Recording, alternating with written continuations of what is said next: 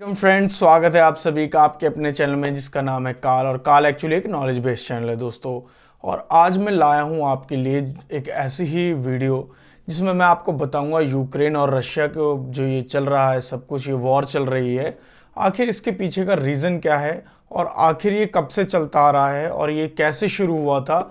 ये सारी चीज़ें आज मैं आपको इस वीडियो में बताने वाला हूं दोस्तों। तो वीडियो को एंड तक देखिएगा। इसमें मैं आपको काफ़ी सारी चीज़ें ऐसी बताऊंगा जो शायद आप लोगों को अभी ना पता हो, जिसमें मैं आपको काफ़ी सारी नई चीज़ें बताने वाला हूं। और पूरा एंड से स्टार्टिंग से लेकर एंड तक जो अभी तक चलता आ रहा है रशिया और यूक्रेन के बीच में जो कन्फ्लिक्ट्स हैं, वो सारी चीज़ें मैं आपको इस वीडियो में बताने वाला हूँ। तो चलिए वीडियो को शुरू करते हैं दोस्तों सबसे पहले मैं आप लोगों को बताना चाहूँगा कि यूएसएसआर, जिसको हम सोवियत संघ भी कहते हैं, जो पहले रशिया बहुत बड़ा था और उसको यूएसएसआर के नाम से जाना जाता था, सोवियत संघ के नाम से।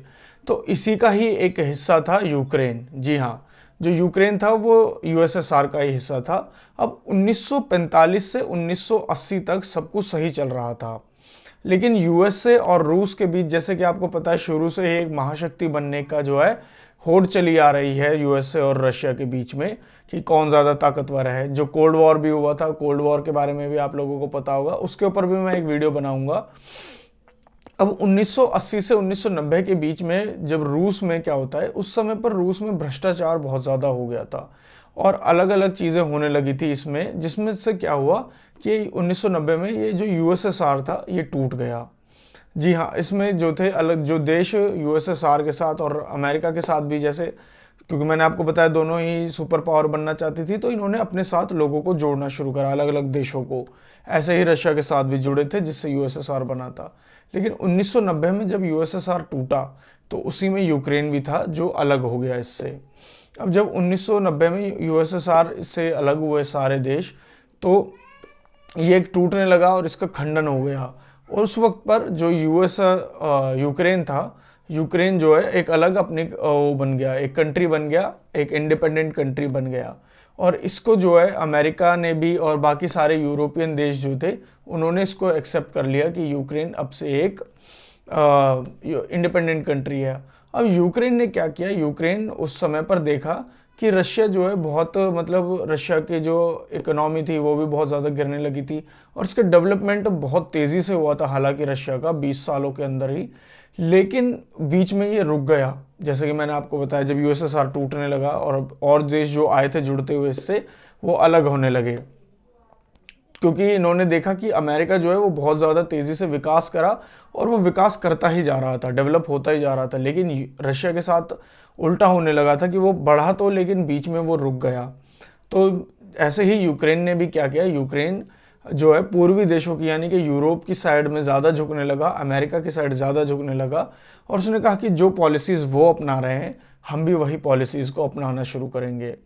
और इसी बात को लेकर जो था यूक्रेन रशिया जो था यूक्रेन से गुस्सा था और यही चीज़ें उसको खटकने लगी थी। क्योंकि आप मान लीजिए आपके कोई पड़ोसी है, अगर आप एक गांव के मुखिया हैं और आपने इतने लोगों को जोड़कर बनाया है और उसी गांव में एक दूसरा मुखिया भी है जो उतना ही ताकतवर है। अब जब आप देखते हैं कि एक मुखिया का पतन होने लगे, वो गिरने लगे और उसके साथ जो लोग थे वो दूसरी तरफ जाने लगे, तो हाँ, ये नॉर्मल सी बात है कि उसको गुस्सा आएगा ही आएगा। तो यही रशिया के साथ हो रहा था और इसी को देखते हुए उसने एक पक्षीय युद्ध, यानी कि अपनी तरफ से उस युद्ध को शुरू कर दिया, इस वॉर को शुरू कर दिया यूक्रेन पर हमला कर कर। हालांकि शुरू में रशिया जो है इस बात को मना करता रहा कि हमने कोई सेना नहीं भेजी है, मतलब हमने कोई युद्ध शुरू नहीं करा है। लेकिन बाद में जब उसने क्या किया, रशिया में जो है, अब यूक्रेन में दो तरह के लोग रहते हैं। देखिए, अगर आप देखेंगे तो जो उसका पूर्व साइड है, जो उसका ईस्ट पार्ट है, वहाँ पर जो लोग हैं वो, उनका झुकाव जो है ज़्यादातर रशिया की तरफ है। जी हाँ, और जो पूर्वी जो पश्चिमी साइड है, वेस्ट साइड है, उनका जो झुकाव है वो रशिया की तरफ, अमेरिका और वेस्टर्न कंट्रीज़ की तरफ ज़्यादा है, यूरोप की साइड ज़्यादा है। तो इस चीज़ से की प्रॉब्लम हमेशा से यूक्रेन में रही है। तो बस इसी चीज़ का नाम लेकर रशिया ने कि हम जो यूक्रेन में रह रहे रूसी लोग हैं, जो जिनका झुकाव ज़्यादा रशिया की तरफ है, उनमें शांति स्थापना करने के लिए हम अपनी सेना को भेज रहे हैं यूक्रेन के अंदर। ये कहकर उन्होंने अपनी सेना को यूक्रेन में उतारा, और वो भी उतारा भी जो दो क्षेत्र हैं जो जहाँ पर ज़्यादा लोग रहते हैं रशिया की तरफ झुकने वाले, उसमें से एक का नाम है लुहांस्क और एक दूसरा है दोनेत्स्क। इन दो उसमें भेज दिया, दोनेत्स्क में। यहाँ पर जो है रूसीज, जो रशिया की तरफ झुकने वाले ज़्यादा लोग हैं, वो यहीं पर रहते हैं। इसी वजह से सबसे पहले वो सेना को यहाँ पर भेजा। अब यूक्रेन जो है, यूक्रेन जो है पूर्वी यूरोप में है, मतलब कि ईस्टर्न यूरोप में आता है, और इसके जो ईस्टर्न पार्ट में ही वो है रशिया, और इसके जो उत्तर में यानी कि नॉर्थ में जो है, नॉर्थ में इसके बेलारूस है, पोलैंड है और स्लोवाकिया है, और इसके साउथ में जो है, इसके साउथ में ब्लैक सी है और अजोव सी है, और इसके ईस्टर्न साउथ में जो है, ईस्टर्न साउथ में रोमानिया और मालदोवा है, और इसकी जो कैपिटल है यूक्रेन की कैपिटल कीव है, जो यूक्रेन का सबसे बड़ा शहर है। अब होता क्या है कि 12वीं शताब्दी में, मतलब कि 12वीं 12th सेंचुरी में जो यूक्रेन था, यूक्रेन सोवियत संघ का हिस्सा बना था।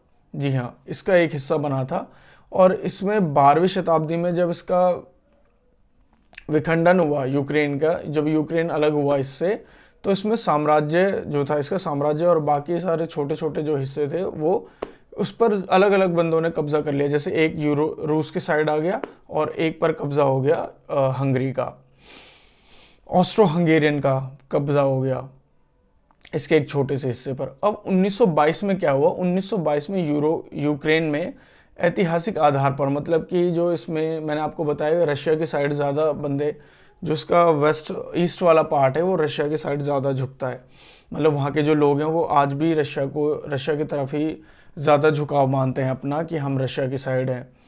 तो इस चीज़ से क्या हुआ, जो सोवियत संघ था, जब सोवियत संघ टूटा, तो 1990 के बाद, इसके विघटन के बाद ये अलग हो गया, जैसे कि मैंने आपको बताया अलग हुआ, और उसके बाद इसको सारे देशों ने, अलग अलग जो देश थे, उन्होंने इसको इंडिपेंडेंट कंट्री मान लिया।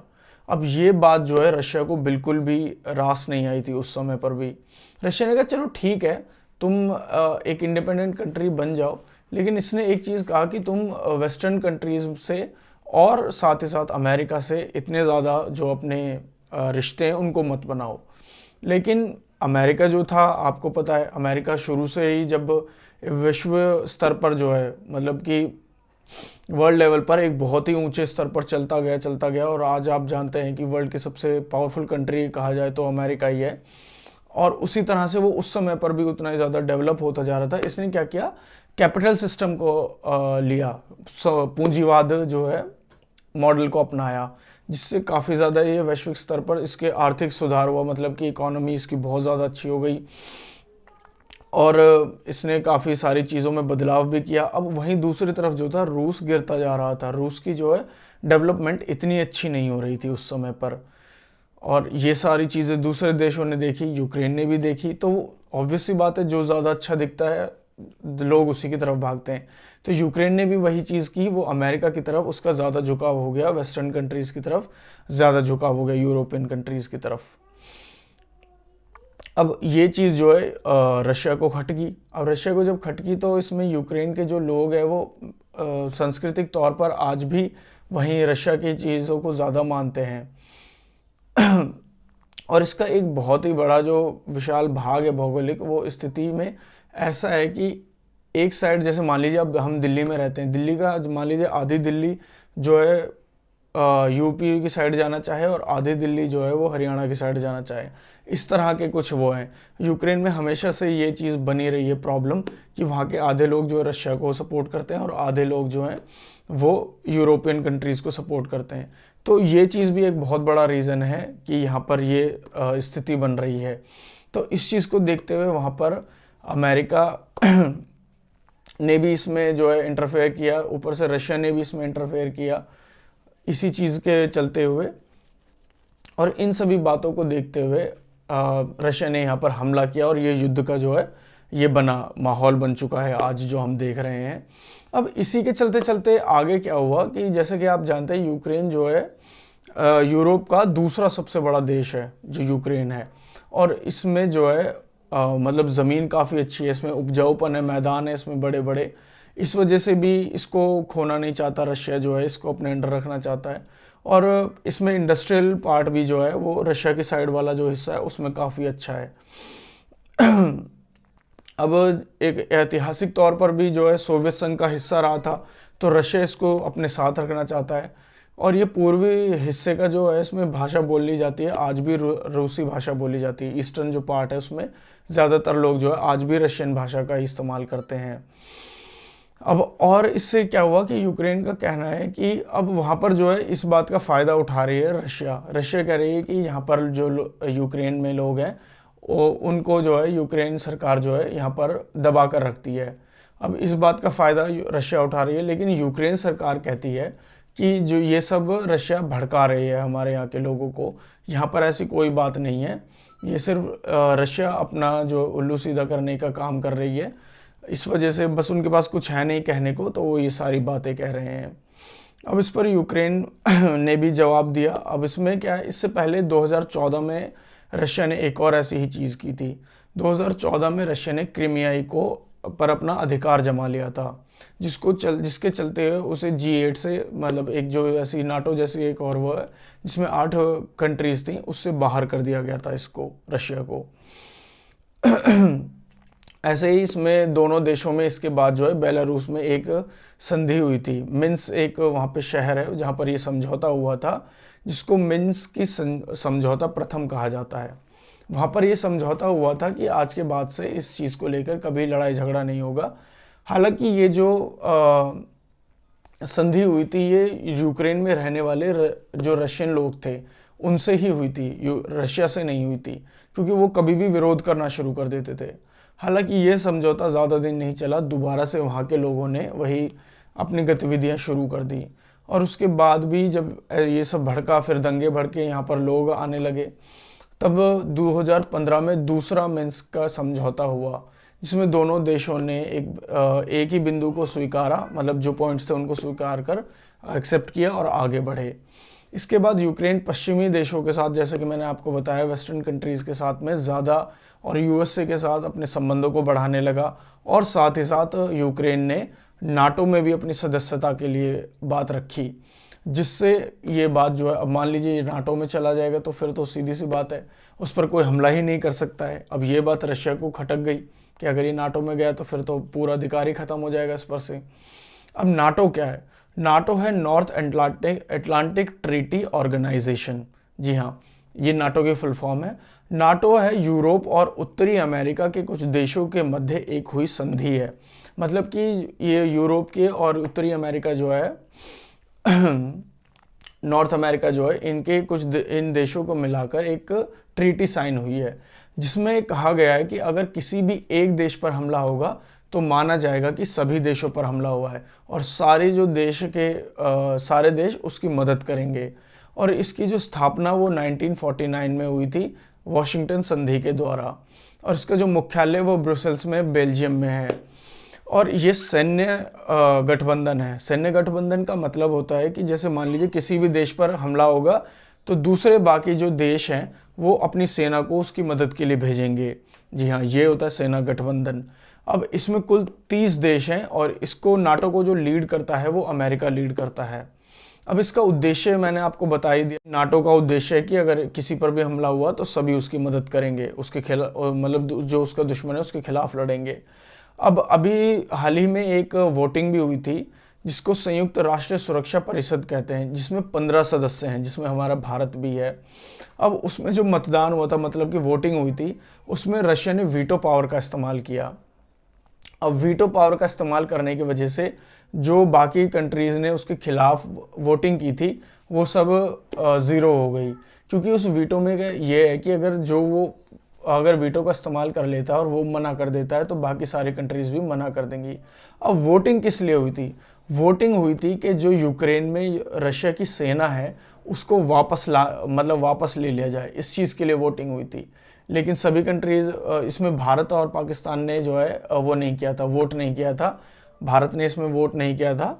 और रूस ने बातचीत की समस्या रूस ने कहा कि हम बातचीत से इस समस्या को हल करने का प्रस्ताव भी दिया, लेकिन उसने कहा कि हम बेलारूस में वो करेंगे, यूक्रेन के साथ बातचीत करेंगे। लेकिन यूक्रेन कहता है कि बेलारूस नहीं, आप कहीं और बातचीत कीजिए, क्योंकि बेलारूस ऑलरेडी रशिया की तरफ ज़्यादा झुकाव रखता है इस वजह से।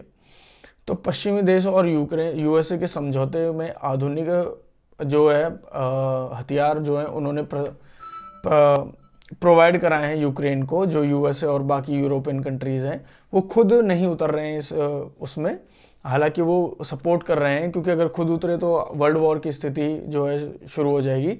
वो अपने हथियार वहाँ भेज रहे हैं ताकि उसको सपोर्ट कर सकें यूक्रेन को। और रूस को स्विफ्ट सिस्टम से भी अलग कर दिया गया है, मतलब इससे हटा दिया गया है ग्लोबली, जो इससे हटा दिया गया। अब स्विफ्ट क्या है? स्विफ्ट एक ग्लोबल मैसेजिंग सर्विस है। जी हाँ। अब इसमें क्या होता है कि इसमें सभी देशों में जो बैंक हैं, भारत सहित मिलाकर सभी देशों में जो बैंक हैं वो 11,000 से भी ज़्यादा बैंक हैं इसके अंदर। अब किसी भी दो देशों के या किसी भी देश के बीच में जब भुगतान किया जाता है, मतलब पेमेंट की जाती है, मान लीजिए एक बंदा है जो दुबई में जाकर काम कर रहा है, रशिया में जाकर काम कर रहा है, कनाडा में जाकर काम कर रहा है, उसकी फैमिली अमेरिका में रहती है या कहीं दूसरे कंट्री में रहती है, तो अगर पैसे भेजना चाहेगा तो वो स्विफ्ट से ही भेजेगा। स्विफ्ट एक कोड होता है, उसके द्वारा भेजा जाएगा। लेकिन रशिया को इससे हटा दिया गया है। हालांकि इसमें अब जो है कि रशिया को जब इससे हटा दिया गया है तो इसका बहुत बड़ा असर पड़ेगा रशिया पर। और ये जो स्विफ्ट है इसको G10 के द्वारा वो किया जाता है, मतलब G10 के इसकी निगरानी करता है, सिस्टम को अपने अंडर रखता है। अब रूस को इससे जैसे कि हटाया गया है तो एक तरह से ये लगा लीजिए कि रूस को एक वैश्विक जो है इकोनॉमिकल उससे बिल्कुल ही देश की हर प्रकार की अर्थव्यवस्था से बाहर कर दिया गया है, क्योंकि फिर तो वो किसी भी देश से अपने ट्रांजैक्शन कर ही नहीं सकता है जब उसको इस स्विफ्ट से हटा दिया गया है। सिर्फ वो अपने रशिया के अंदर ही ट्रांजैक्शन कर पाएगा। तो ये चीज़ है। अब रशिया ऐसा मतलब रशिया किस चीज़ के उस पर ये सारी चीज़ें कर रहा है, क्योंकि सबसे बड़ी चीज़ ये है कि रशिया के पास सबसे ज़्यादा न्यूक्लियर पावर है। अब न्यूक्लियर पावर भी रशिया के पास सबसे ज़्यादा है, प्लस उसके पास दुनिया की दूसरी सबसे ताकतवर सेना है। और तो और रशिया के पास परमाणु हथियारों का भी सबसे बड़ा भंडार है। जो सबसे ज़्यादा परमाणु हथियार है वो भी रशिया के पास ही हैं। और एक सिप्री रिपोर्ट के अनुसार ये पता चला है कि एक दशक के अंदर ही, यानी 10 सालों के अंदर, रशिया ने जो हथियार सप्लाई करे हैं उसमें 37% के इंक्रीज़ है, जो कि मतलब कि 37% उसने ज़्यादा किए हैं इस बार इस दशक में। और भारत जैसे कई अन्य देश भी, मतलब जो अलग अलग कंट्रीज़ हैं, वो भी रशिया के आधुनिक जो हथियार है, एडवांस जो उसके वेपन्स हैं, उन पर ही निर्भर करती है जो वो दूसरे कंट्रीज़ को देते हैं। और पिछले वर्ष में रूसी सरकार की रिपोर्ट के अनुसार रशिया के पास 70% जो उसकी आर्मी है उसके पास 71% आधुनिक हथियार हैं। सोचिए, जो रशिया कंट्री की जो आर्मी है उसके पास 71% जो है एडवांस वेपन है सारे के सारे। और अभी उसने S-40 और 400 और S-500 आधुनिक बैलिस्टिक मिसाइल प्रणाली भी बना ली है, मतलब कि ये बहुत ही ज़्यादा एडवांस है जो इसने बना लिया है। हालांकि अभी तक रशिया को जो है चीन ने ही सपोर्ट किया है औपचारिक तौर पर, मतलब कि ऑफिशियली तौर पर रशिया को चीन का ही सपोर्ट मिला है रशिया को। और बाकी सारी कंट्रीज़ जो हैं वो इसमें नहीं उतर रही हैं अभी। बाकी ज़्यादातर कंट्रीज़ जो हैं वो यूक्रेन की साइड हैं। हालांकि हम सभी ये चाहेंगे कि जल्दी से जल्दी इसको जो है बातचीत से ही सुलझा लिया जाए, और क्योंकि इससे जो है रशिया ज़्यादा हमला कर रहा है यूक्रेन पर और वहाँ के लोग मर रहे हैं, और वहाँ पर और भी ज़्यादा लोग हैं जो बाहर की कंट्रीज से भी हैं, हमारे भारत के भी जो लोग हैं वहाँ पर हैं, और वहाँ से लाया जा रहा है उनको वापस। तो हम चाहेंगे कि जल्दी से जल्दी ये जो वॉर है इसको ख़त्म कर दिया जाए और दोबारा से इस दुनिया में ऐसे ही शांति को स्थापित कर दिया जाए। तो दोस्तों आज के लिए बस इतना ही। अगर वीडियो अच्छी लगी तो उसको लाइक कीजिएगा, चैनल को सब्सक्राइब कीजिएगा और वीडियो को ज़्यादा से ज़्यादा लोगों के साथ शेयर कीजिएगा। दोस्तों जय हिंद।